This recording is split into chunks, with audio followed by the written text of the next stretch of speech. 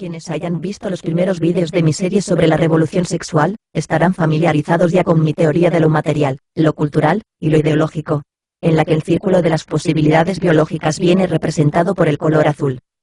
Creo que a nadie se le podría ocurrir dudar de que el ser humano tiene ciertas tendencias biológicas naturales, como podría ser la reacción instintiva de miedo frente a los lugares oscuros, que han sido codificadas en el cerebro humano por millones de generaciones de evolución, y que no son el fruto de un aprendizaje explícito. De hecho, la ciencia ha demostrado ya más allá de toda duda razonable que el comportamiento tiene una base biológica. Y cuando digo más allá de toda duda razonable, es que, literalmente, lo contrario es insostenible frente a la evidencia. Y sin embargo, cada cierto tiempo llegan al canal comentaristas a los que la ideología feminista ha convencido de tal manera, que aún siguen defendiendo la hipótesis de la tabula rasa con las pruebas científicas delante de sus ojos, y de manera completamente impermeable a cualquier tipo de argumentación. Especialmente, en lo referente al comportamiento de los distintos sexos. Esto tiene que cambiar. La hipótesis de la tabula rasa tiene que morir. Es pseudocientífica, y se basa únicamente en libros de filosofía desfasados y en dogmas feministas, no en los estudios científicos. En primer lugar, pasemos a refutar la posición de que las diferencias sexuales de comportamiento proceden de la cultura. El dato más evidente que demuestra que esto no es cierto es la presencia de comportamientos diferenciados entre los animales, como rituales de cortejo, instintos territoriales y otros comportamientos asociados a los roles de género. Es decir, que los animales no solo presentan dimorfismo sexual físico, sino también psíquico. Esto indica que los roles de género no pueden proceder de la cultura, puesto que los animales no tienen ninguna cultura. No obstante, sería razonable pensar que estos comportamientos podrían reducirse meramente a los instintos más básicos de agresión y reproducción, pero no necesariamente a las preferencias personales y los gustos. Por eso es por lo que se han llevado a cabo experimentos con monos, que han concluido que las diferencias cerebrales entre los sexos se extienden a los gustos por elementos no relacionados con la supervivencia, como por ejemplo los juguetes. Ahora bien, los más escépticos podrían decir que estos experimentos no son necesariamente aplicables a los seres humanos, y por ese motivo quiero también señalar los experimentos que se han realizado con bebés humanos. Los bebés recién nacidos tampoco tienen cultura, y por ello sus preferencias deben de proceder necesariamente de diferencias cerebrales innatas. El hecho de que estos estudios hayan confirmado lo que ya sabíamos, es una prueba de que estas diferencias, de hecho, existen en los seres humanos. Sin embargo, los empiristas más recalcitrantes podrían argumentar que tal vez el experimento no estuviese teniendo en cuenta todos los factores, y que, por ello, no se puede rechazar la teoría del aprendizaje social sin conocer específicamente el mecanismo biológico que provoca estos comportamientos. El problema es que este mecanismo también se conoce. Los comportamientos típicamente masculinos han sido ligados causalmente a una mayor exposición de testosterona, que es más abundante en los hombres. Se ha podido comprobar mediante experimentos que, efectivamente, aquellos individuos con más altos niveles de esta hormona presentan conductas más típicamente masculinas, y esto nos indica exactamente que la causa de las diferencias de comportamiento entre hombres y mujeres no está en el aprendizaje social, sino en las hormonas y otros elementos biológicos.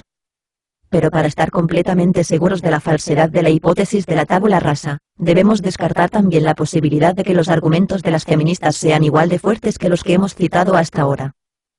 Lo primero que hay que entender con respecto al argumento de que la sociedad crea estas diferencias, es que no significa una sola cosa. A menudo, o bien las propias feministas no saben exactamente lo que quieren decir con esto, o directamente lo van cambiando según les convenga. Por eso, y ya que no se trata de una afirmación bien definida, lo que voy a hacer va a ser refutar todos sus sentidos posibles.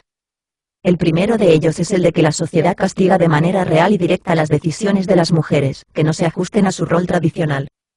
Un ejemplo de esto sería el mito de que los empresarios pagan menos a las mujeres solo por el hecho de serlo, que ya demostramos que era un mito en un vídeo anterior.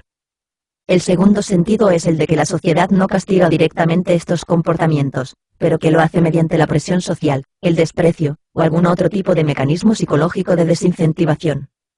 Y el tercer y último sentido es el de que la sociedad no castiga ese comportamiento de ninguna manera, pero que, mediante la socialización, manipula las propias preferencias de las mujeres para que éstas decidan voluntariamente lo que la cultura las fuerza a hacer. Para rechazar el concepto de que la rigidez impuesta de roles de género es la que causa las diferencias de comportamiento, basta con señalar los estudios internacionales sobre preferencias ocupacionales. Estos estudios dejan claro que, al contrario de lo que plantean las feministas, la presencia de intereses sexuales es directamente proporcional a la libertad de elección que se les brinda a las mujeres, y no a la inversa, lo que contradice frontalmente su modelo. Sin embargo, a quienes conozcan el modelo teórico que presente el material, cultural, ideológico, esto no les habrá sorprendido en absoluto, puesto que es perfectamente consistente con lo que el modelo predice. A medida que el círculo rojo crece, una proporción mayor del círculo azul es cubierta, y por ello las tendencias biológicas naturales se magnifican. Por lo tanto, queda refutado que la opresión de las mujeres sea la causa de las diferencias de comportamiento. Para hacer lo mismo con la interpretación de la presión social, debemos buscar otro tipo de estudios. En este caso, la respuesta la encontramos en experimentos realizados sobre mujeres con hiperplasia adrenal congénita, una condición médica que hace que las mujeres afectadas presenten unos niveles hormonales similares a los de los hombres. Puesto que ellas siguen siendo mujeres, y son percibidas como tales por la sociedad, si el modelo de la presión social fuese cierto, cabría esperar que estas mujeres tuviesen comportamientos típicamente femeninos, y sin embargo, esto no sucede. A pesar de ser tratadas de igual manera que sus compañeras de sexo femenino, estas mujeres desarrollan comportamientos e intereses masculinos iguales a los de los hombres con similares niveles de testosterona. Esto también nos indica que tales diferencias no son fruto de la presión social, sino de las hormonas. La última interpretación sería la de que es la educación recibida la que determina los intereses en lugar de la biología, y esta hipótesis también ha sido falsada por los estudios científicos. De hecho, la primera persona en proponer la teoría del aprendizaje social del género fracasó estrepitosamente con sus propios experimentos. Es conocido el caso de su intento de criar a un niño, que había perdido el pene de bebé, como si fuese una niña. Este niño, a pesar de haber recibido una educación enteramente femenina y de haberle hecho creer que efectivamente era una niña, jamás desarrolló comportamientos femeninos. En su lugar, vivió toda su vida con una grave disforia de género, prefiriendo adoptar un rol masculino, y terminando por suicidarse. Del mismo modo, estudios sobre hermanos gemelos separados al nacer, y que por tanto han recibido diferentes educaciones, señala importantes paralelismos en el comportamiento y el temperamento que solo pueden ser explicadas por su idéntica biología. Además, todos los estudios psicológicos han encontrado diferencias de personalidad entre hombres y mujeres, que son constantes de manera intercultural, y que se desarrollan en la misma ventana de tiempo, señalando claramente a una causa biológica. Todos estos estudios señalan en una misma dirección. La dirección del consenso científico.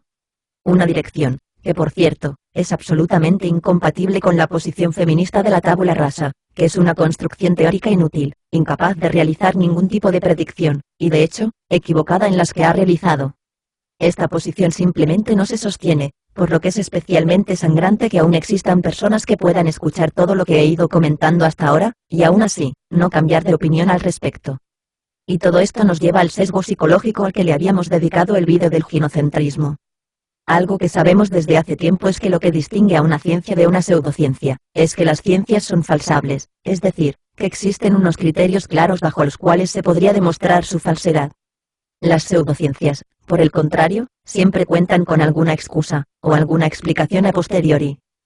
Por eso, mientras las feministas no sean capaces de responder a la pregunta de qué tipo de prueba sería necesaria para convencerlas de que el comportamiento humano tiene una base biológica, estarán dejando claro que solo creen lo que quieren creer, y que no son intelectualmente honestas.